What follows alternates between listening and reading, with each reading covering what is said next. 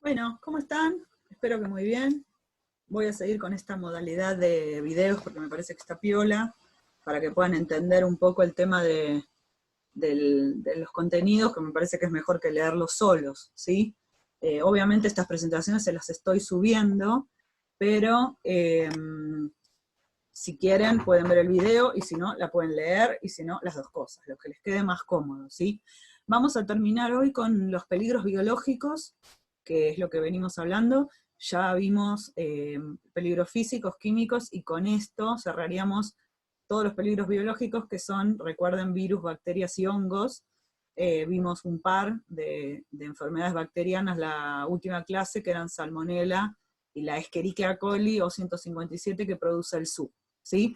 Hay otras enfermedades producidas por microorganismos. Hoy vamos a ver algunas, y van a ver ahora, vamos a poner en la práctica todo lo que vimos de qué es una espora, qué es una toxina y demás, porque algunas de estas enfermedades son producidas por esas pequeñas partículas, ¿sí? Vamos a empezar con botulismo. Seguro que ya escucharon hablar del botulismo. Quien haya hecho alguna vez una conserva casera, o por ahí en alguna nota de un diario, o en algún programa, o en alguna nota de un diario o de una televisión o lo que sea, pueden haber escuchado de esta enfermedad, ¿sí? Que es el botulismo asociado principalmente a lo que son las conservas. Y ahora vamos a ver por qué, vamos a tratar de entender por qué, ¿sí? Esto es una enfermedad producida por una bacteria también. En realidad, en el botulismo clásico, en el que vamos a ver ahora, la enfermedad no la produce la bacteria, sino que la produce una toxina que forma la bacteria, ¿sí? Acá empezamos a usar conceptos que vimos antes. Y otra cosa muy importante es que esta es una bacteria que forma esporas, ¿sí? Entonces, si el ambiente no es adecuado para que la bacteria se multiplique, la bacteria hace su capsulita y se mete en su espora, así sobrevive a las condiciones ambientales que no son buenas. Y produce la bacteria, cuando está no en la forma de espora, sino en la forma vegetativa, una toxina, que es la toxina botulínica, que es una toxina muy letal, o sea que produce muerte en un alto porcentaje. Y fíjense lo que dice ahí: 1 gramo, imagínense lo que es 1 gramo, una cosita mínima, ¿sí? De toxina botulínica podría llegar a matar a 1,5 millones de personas. O sea que es una toxina muy letal, ¿sí? ¿Y qué tiene de importante? ¿Cómo se asocia esto de que forma esporas y de que es anaerobia la bacteria, como dice ahí? Es lo más importante de todo.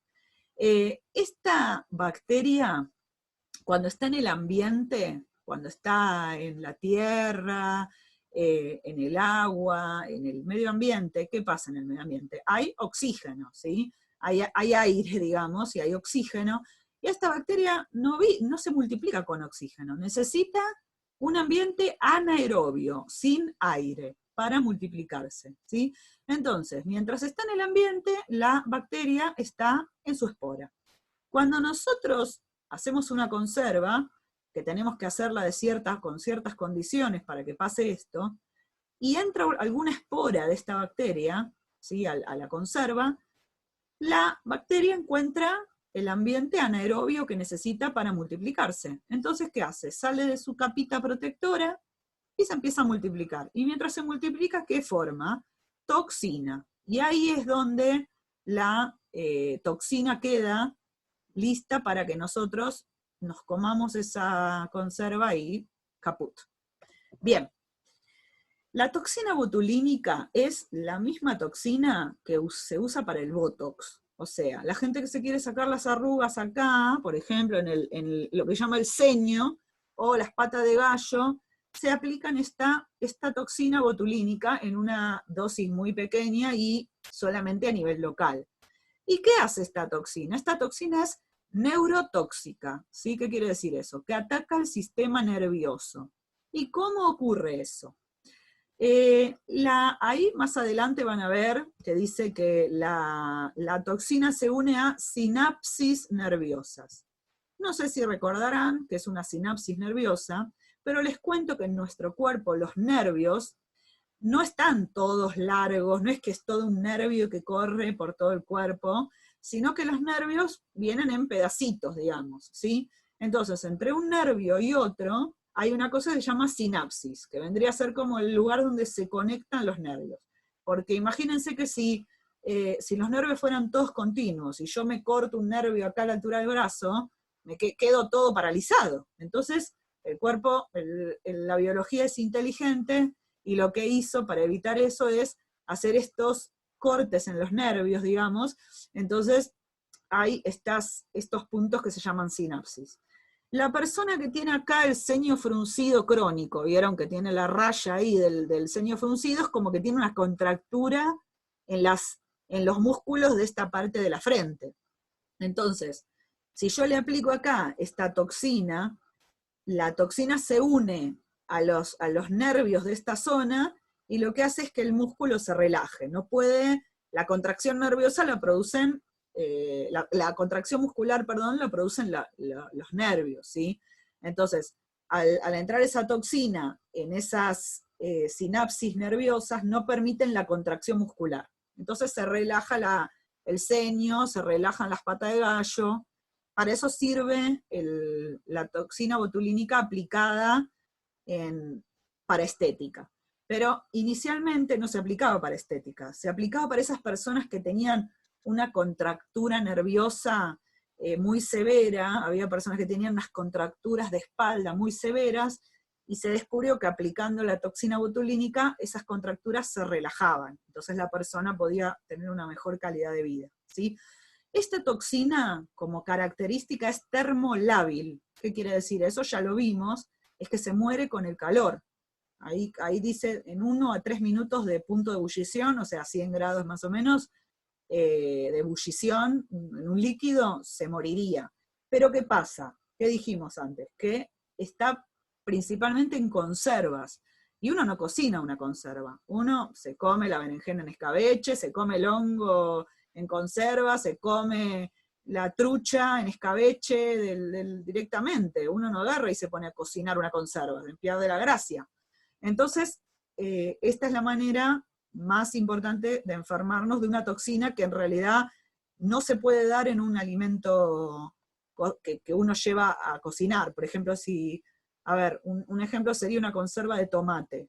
Si yo la conserva de tomate la uso para una pizza y la pongo al horno, esta toxina desaparece, ¿sí? Ya no hay riesgo de botulismo. Pero si yo en una conserva de tomate mal hecha me como el tomate crudo, ahí tengo riesgo de enfermarme, ¿sí? Es una diapositiva muy larga y compleja, pero se los voy a resumir para que no sea tan largo. Y es lo mismo que dije antes, ¿sí? La bacteria, cuando está en la naturaleza, puede estar en la tierra, puede estar en agua dulce, puede estar en el intestino de algunas aves, está en forma de espora, ¿sí? En forma de espora porque el ambiente no es adecuado para que se multiplique, porque necesita anaerobiosis, entonces se mete en su capsulita, ¿sí? En presencia de oxígeno la bacteria no crece. Ahora, ¿qué pasa? Si yo la pongo adentro de un alimento, ¿sí?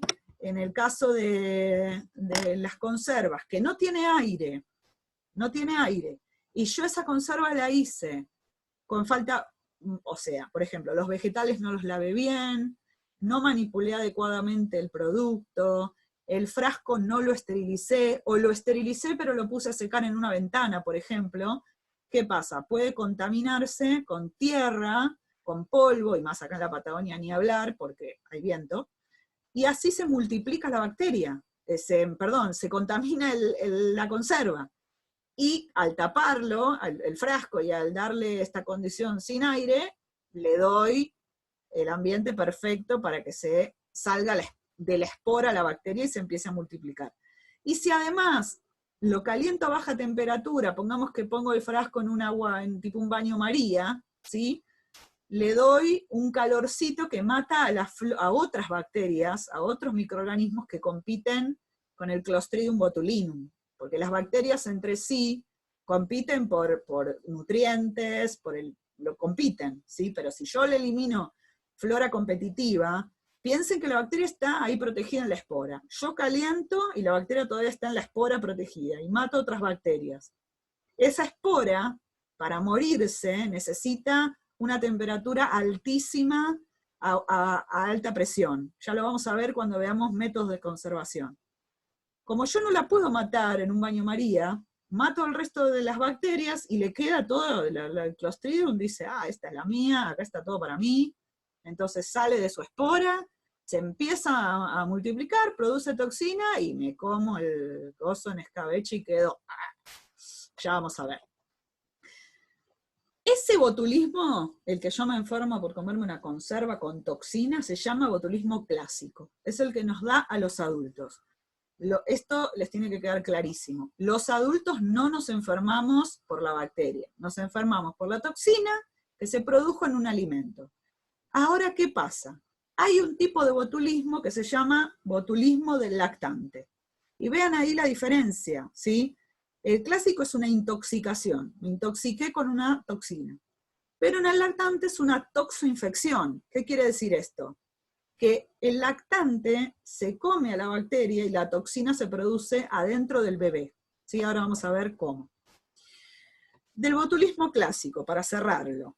Los alimentos de riesgo en general son las conservas caseras. De cada 4 conservas caseras, una sola industrial puede llegar, y esta relación es más alta todavía, puede llegar a tener botulismo, pero es muy poco común. Porque las conservas industriales usan un esterilizador industrial para matar a esa espora que podría haber quedado. No quiere decir que no haya casos. A veces fallan los procesos de producción y puede llegar a producirse esta toxina. Pero en general son las conservas caseras que por ahí no se manipulan con el mayor cuidado, a veces por desconocimiento mismo de la gente, y se puede dar este botulismo. Fíjense, pueden ser conservas cárnicas, pueden ser de berenjena, de morrón, de zanahoria, zapallo, cualquier tipo de escabeche, ¿sí? ¿Y por qué en las conservas caseras? Porque al no esterilizar industrialmente, es más común que haya esporas y que sobrevivan a los procesos que se hacen en la casa, ¿sí? Entonces ahí hay más posibilidad de que esté la toxina, nos comamos la toxina y nos intoxiquemos. Ahora, bien, ¿qué diferencia hay con el botulismo lactante? ¿Sí? Esta es una enfermedad que se produce en los bebés. ¿Por qué? Porque los bebés no tienen desarrollado su sistema digestivo como el adulto. El ambiente del bebé, del intestino del bebé, es distinto al ambiente que tenemos nosotros los adultos, ¿sí? Entonces, ¿qué pasa? En este caso, si un bebé se come la espora, si nosotros los adultos nos comemos la espora, por la acidez de nuestro intestino, la espora sigue de largo, no pasa a la forma vegetativa. Pero los bebés sí, por el ambiente del intestino, si el bebé se come la espora del botulismo, de esta bacteria, esa espora en la panza del bebé se desarrolla, crece la bacteria y forma la toxina, y se produce el botulismo del lactante. ¿Y qué alimentos pueden tener esporas y pueden enfermar a un bebé? Fíjense, la miel, ¿sí? La miel puede tener esporas porque la miel no se puede esterilizar ni nada, y es un alimento que por sus procesos, y porque viene del ambiente, viene de un panal que está al aire libre, puede haber esporas. Las infusiones, porque están hechas con hierbas que obviamente uno no las puede lavar, uno agarra un cedrón, lo seca, lo tritura y lo pone en un saquito, y eso no se puede matar la espora, ¿sí? Y bueno, lavado adecuado de frutas y verduras siempre que se le dé de comer a un niño, ¿sí? Ahí dice que en niños de entre 8 y 24 meses, pero la edad crítica es entre las 2 semanas y el año de edad. ¿Y qué es lo que hay que saber de esto? Que no hay que darle nunca miel ni cualquier tipo de infusión a un bebé, ¿sí? Nunca, nunca, ni a ustedes, a los bebés de su familia, ni nada. Fíjense, además, que la miel es obligatorio por ley, que el rótulo diga no dar a menores de 1 año, ¿sí? Entonces, esto es por esta razón, porque en el bebé la espora que puede estar en ese tipo de alimentos, que a nosotros no nos hace nada por nuestro intestino, el bebé sí lo puede enfermar y lo puede matar, ¿sí? Fíjense, ahí tienen un gráfico para entenderlo, las esporas botulínicas en el intestino del bebé, porque tienen adecuadas condiciones de temperatura, pH, humedad, de nutrientes, se germinan, ¿sí?, a forma vegetativa, así colonizan el cuerpo del bebé y forman NTBO, la toxina botulínica, ¿sí? Por vía sanguínea van a las células y ahora vamos a ver lo que hace, ¿sí? ¿Qué produce el botulismo? Produce, ¿qué te da cuando te comes la toxina y va por todo el cuerpo esta toxina? Produce un decaimiento, los párpados están caídos, hay toda facialmente decaída la cara, problemas para hablar, problemas para tragar, ¿sí? Problemas de decaimiento generalizado, problemas para deglutir, ¿sí?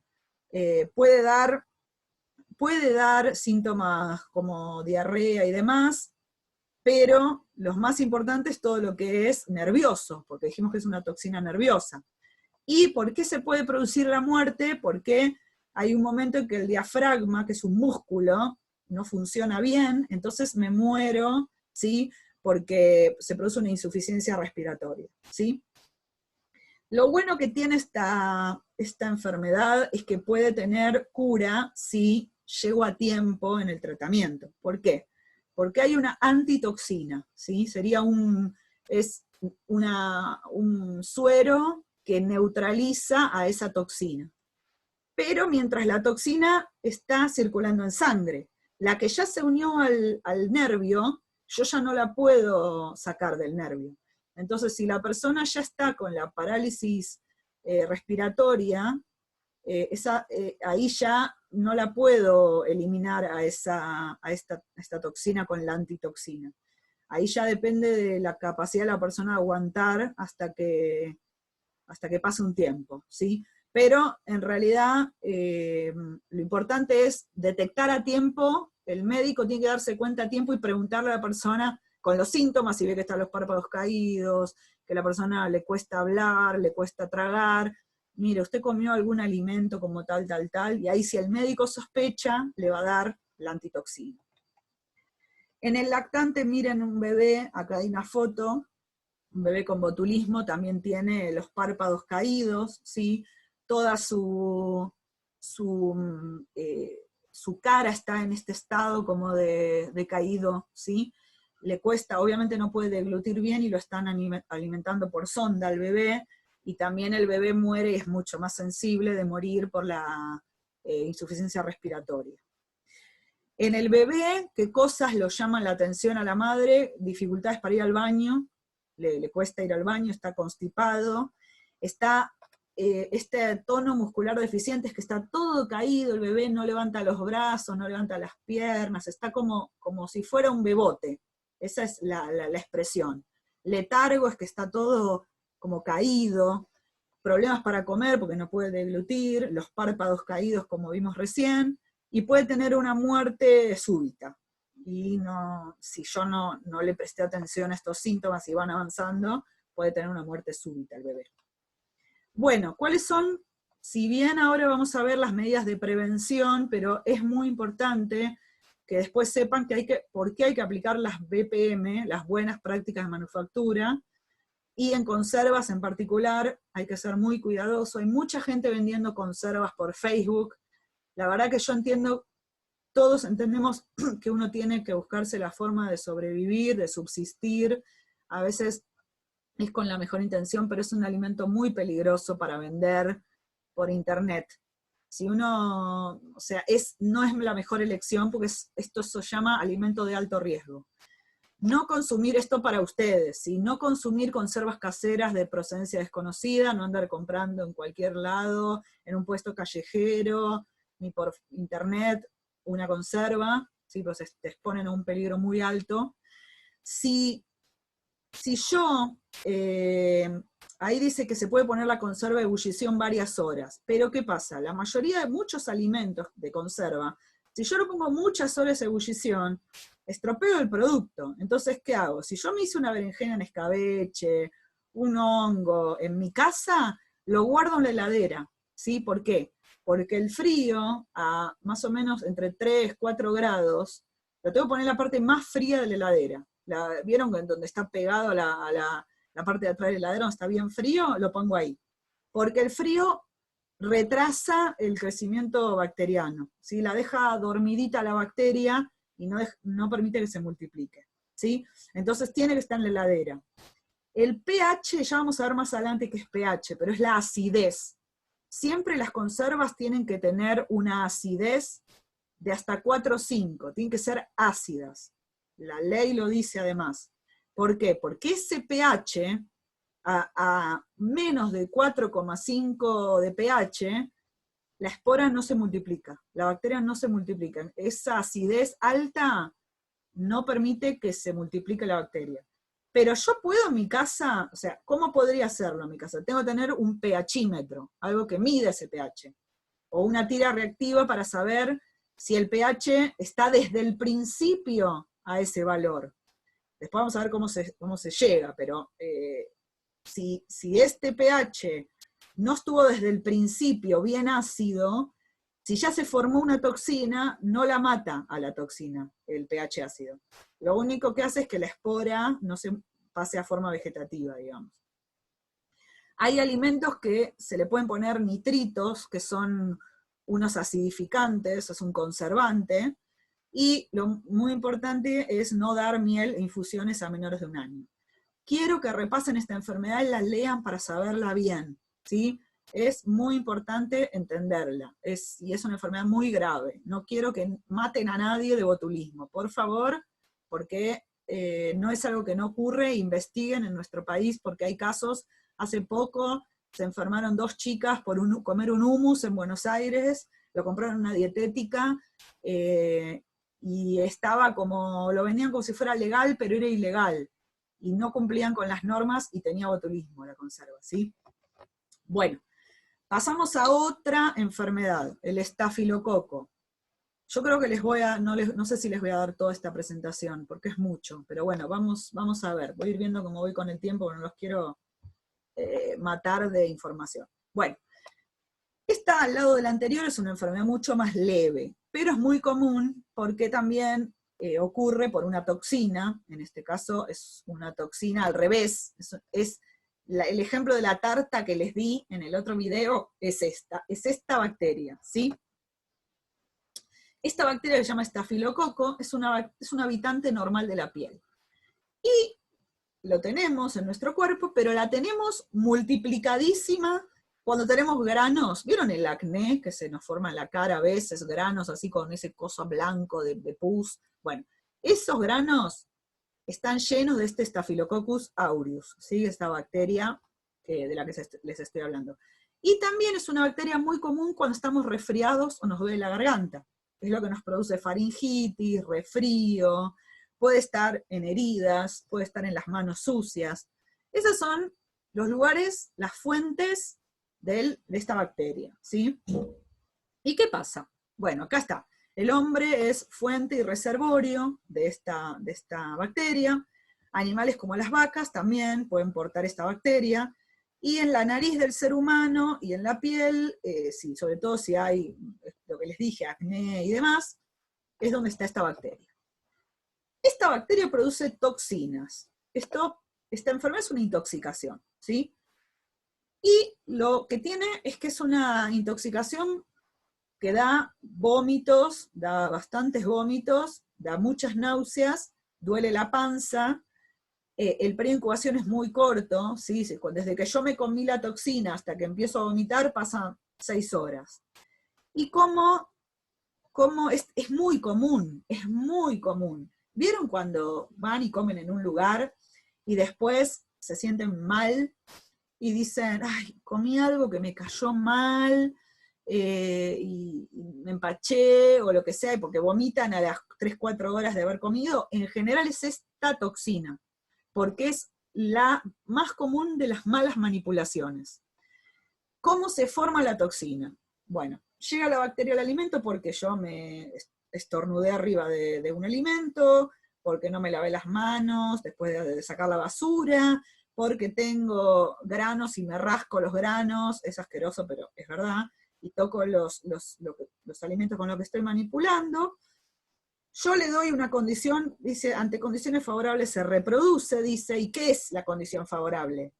La tarta que yo dejé 4 horas mientras me fui a ver Netflix, la serie, la hice al mediodía la tarta y la pongo al horno a las 7 de la tarde, y la dejé todo el día en la mesada.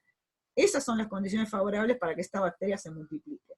Esta bacteria forma la toxina, ¿y qué pasa? Esta es la famosa toxina que no se destruye con la cocción. Yo cocino la tarta, se muere la bacteria, pero la toxina queda ahí. Me como la tartita tan linda y me agarro unos vómitos asquerosos, ¿sí? Esto era si estábamos en clase, que ven, la chica probando ahí con el cucharón, nunca hay que hacer eso, ¿sí? Porque a veces yo ya tengo un producto elaborado, por ejemplo, terminé de hacer una salsa, la pruebo, meto la cuchara de vuelta en la salsa, el producto ya se está enfriando y yo lo dejo horas, por ahí la salsa queda 3, 4 horas, bueno, se forma la toxina y chau. Aunque yo recaliente la salsa, la toxina ya se formó. Espero que quede claro eso, ¿sí?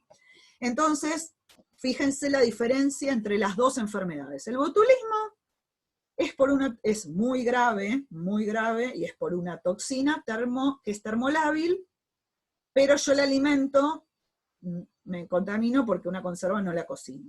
En este caso puede ir a parar a cualquier alimento, una tarta, una torta, una crema, en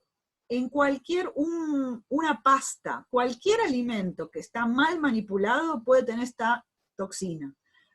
¿Y qué es mal manipulado? No cumplir los tiempos de refrigeración del producto, probar la preparación mientras lo estoy haciendo, estornudarle arriba, no lavarme las manos. Si yo evito hacer todas esas cosas, no ocurre esta enfermedad, ¿sí? Entonces, buenas prácticas de manipulación es lo único que se necesita. ¿Es grave? No. Pero ¿qué pasa si le agarra a un lápiz?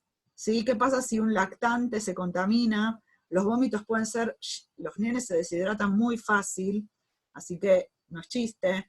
¿Qué pasa si le pasa a un anciano que está débil? No es chiste, ¿sí? Esto a la mayoría, a la gente que por ahí de edad media, como yo soy de la edad media, de la antigüedad, pero más o menos, quizá no me va a dar más que unos vómitos.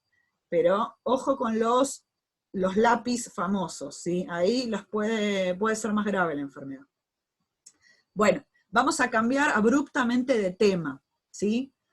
Triquinosis. Acá salimos de las bacterias.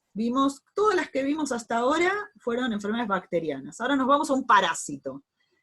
¿Es importante la triquinosis en nuestra zona? Les preguntaría si estuviéramos en clase.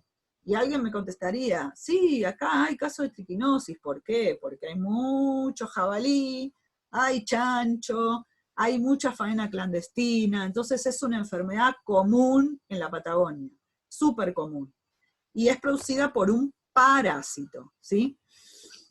Este parásito que se llama Trichinella spiralis, es esa cosita así toda hecha un espiral, por eso se llama spiralis, si la vemos al microscopio la vamos a ver así. Es un parásito que vive a costa de un ser de sangre caliente. Necesita seres de sangre caliente para vivir y se va multiplicando de una manera, o sea, la única forma de irse multiplicando la enfermedad es que otro ser de sangre caliente se coma la carne del que está enfermo, ¿sí? ¿Por qué? Porque este parásito forma quistes en los músculos, en algunos músculos, forma unos quistecitos, queda ahí el parásito metido en ese quiste, esperando ahí vivo, esperando años a que otro ser vivo se lo coma, y ahí empieza todo el ciclo de vuelta, y el parásito va a los músculos de esta otra persona, o de este otro animal, se mete en los músculos, y así se queda también esperando a otro, y así. El humano corta el ciclo, porque si nosotros nos enfermamos y quedan nuestros músculos, salvo que seamos caníbales, no nos come nadie, por ahora, pero en quienes sí la enfermedad se va manteniendo y multiplicando, principalmente los cerdos, los jabalíes y los roedores, ¿sí? ¿Por qué? Los roedores son caníbales, se comen entre ellos, comen carne de otros roedores muertos. Los cerdos y los jabalíes son omnívoros y comen carne de otro animal muerto, de un cerdo muerto o de un roedor. Cuando los cerdos son criados en lugares que hay mucha basura, hay roedores, y muchas veces con la comida, a veces se los alimenta de basura a los chanchos, y al comer la basura comen roedores y así se enferman, ¿sí? Entonces, están en el músculo del cerdo, se faena el cerdo, y nosotros, ¿qué comemos? La carne de cerdo o de jabalí, y así nos enfermamos, ¿sí? Bueno, acá hay un dibujo que está mal, olvídense de la vaca, porque la vaca acá no tiene un pito que ver, pero sí, y el perro más o menos tampoco, pero el perro podría comerse una carne infectada y tener la enfermedad, pero no nos vamos a comer un perro, por lo menos no acá, en China puede ser. Los más importantes son el cerdo, la rata, el jabalí y nosotros, ¿sí? Los seres humanos. Lo van a tener que ver también tranquilos, ¿sí? Yo se los cuento. Acá cuenta el ciclo de transmisión. ¿Qué les dije yo? Cerdos criados en malas condiciones, alimentados con basura y animales muertos, pueden comer carne con larvas de triquinosis y contraer esta enfermedad, ¿sí? También los animales silvestres, jabalí, puma. El jabalí, piensen que, bueno, come lo que hay en el campo, entonces ahí puede enfermarse de triquinosis tranquilamente. Cuando yo como un chacinado, ¿qué pasa con el chacinado que se elabora con carne cruda y luego se cura? ¿Sí? Los chacinados se dejan curar con salazón y demás. El parásito no se muere con la salazón. No hay ningún método salvo la cocción a más de 70 grados que mate esta larva. Y la cocción tiene que ser por un tiempo además, no puede ser un segundo. Tiene que tener 15, 20, 30 minutos estar cocinándose la carne a más de 70 grados para que muera la larva. Entonces, ¿cómo me enfermo yo de triquinosis? Comiendo un chacinado contaminado o una carne mal cocida. ¿Qué tengo que hacer para, bueno, qué me produce? ¿Qué enfermedad me produce? A los 4 o 5 días de que me comí un chacinado contaminado, me va a dar una gastroenteritis, me va a dar un poco de diarrea y fiebre, ¿sí? Esos son los primeros síntomas. Va a empezar a haber también una hinchazón en los párpados se van a hinchar. Y después, a los días, van a empezar a aparecer otros síntomas. Puede ser calambres musculares, problemas respiratorios, dolor muscular agudo. ¿Por qué? Porque la larva de la triquina se empieza a meter en los músculos, y va particularmente a los músculos que tienen mayor trabajo, ¿sí? Los que trabajan más, busca ese tipo de músculo la larva. ¿Cuál es el que más trabaja en el cuerpo? El diafragma, porque respiramos y está todo el tiempo funcionando. Por eso me puede dar problemas respiratorios. Después tenemos en los músculos de las piernas, en el músculo, el macetero, que es el de la masticación. Todos esos lugares la larva puede ir a parar. Ahí también muestra que puede ir a parar al corazón y al cerebro, y es una enfermedad crónica. Después les voy a dar un video, les voy a dejar un video para que vean de un paciente que se curó de triquinosis. Es difícil entenderle porque es muy gaucho de Córdoba, pero está bueno el video, para que vean cómo lo vive una persona que se enferma de esta enfermedad. Es muy común, y les digo esto, este video lo voy a terminar acá, para que lo vean en dos partes las enfermedades. Voy a terminar con triquinosis. Ahora voy a grabar el otro, pero yo les voy a terminar el video acá, así no se vuelven locos. Pero escuchen, una vez que entró la larva a mi cuerpo, pongamos que yo me comí un chacinado, hay un antiparasitario, una medicación, ¿sí? Albendazol, un par de antiparasitarios, que me pueden curar, pero si yo me lo tomo, hasta el día 10, pongamos, yo me comí la carne, y hasta 10 días después funciona el antiparasitario. Después del día 10, 12 más o menos, que la larva ya se metió en los músculos, ya el antiparasitario no la mata, ¿sí? Entonces ya me quedo crónico. Por 20 años, 15, 20 años, vive la larva en mis músculos. Y durante todo ese tiempo voy a tener distintos síntomas, a veces más severos y a veces menos severos.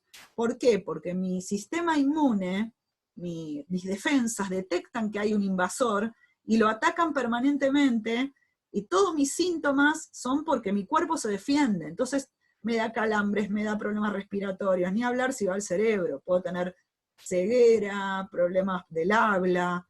Entonces es muy grave. ¿Y cuál es la única cosa que yo puedo hacer para asegurarme que un cerdo o un jabalí no tienen triquinosis? Es hacer la técnica de digestión artificial. Es una técnica de laboratorio, que es obligatoria en SENASA por ley, o sea, obligatoria por la ley de carnes.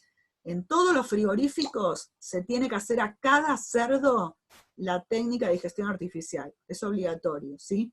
¿Qué pasa con la faena clandestina? Si yo tengo, o domiciliaria, si yo tengo cerdos y los faeno para consumo propio, tengo que llevar una muestra a la municipalidad o a donde se haga el análisis y que me aseguren que el bicho no está en el cerdo, ¿sí? O sea, que el parásito no está, ¿sí? Esto es muy importante porque en nuestra zona ocurre. Si yo tengo acá en la línea sur o donde sea animales, cerdos para consumo, cuando lo faeno al animal, le tengo que hacer a cada animal el diagnóstico de triquinosis, para quedarme tranquilo y poder, es la técnica más fiable. Ahí dice cuánto, acá les queda todo, cómo tiene que ser la muestra que tienen que mandar, y de esa manera yo me voy a asegurar que el animal no es portador de este parásito. Es muy importante, ¿sí? Como técnico en gastronomía tengo que saber, la carne y sobre todo los chacinados deben tener sellos sanitarios, ser legales, y de esa manera yo me aseguro que el organismo le está exigiendo los análisis. ¿Qué pasa? Hay muchos momentos en que se permite la caza de jabalíes porque es una especie exótica. Si yo compro carne de caza, ¿sí?, de un cazador de jabalíes, tengo que pedirle el certificado libre de triquinosis. El jabalí tiene una carga altísima, altísima de esta enfermedad. ¿Y qué pasa? El gran problema que tengo es que no sirve de cualquier parte del jabalí tomar la muestra. Sirve de algunos lugares, ¿sí? Del brazuelo, del macetero, de la base de la lengua. No me sirve si tengo una pata, de un pedazo de la pata, no, la técnica no funciona así. Yo después les voy a dejar un folleto en PDF para que vean de dónde hay que sacar la muestra. No me sirve de cualquier lado. Entonces, el cazador en realidad al momento de matar al animal tendría que sacarle un pedacito de carne, del macetero o del diafragma directamente, o del brazuelo, y eso mandarlo a analizar para quedarse tranquilo que esa pieza, ese animal, no es portador de triquinosis, ¿sí?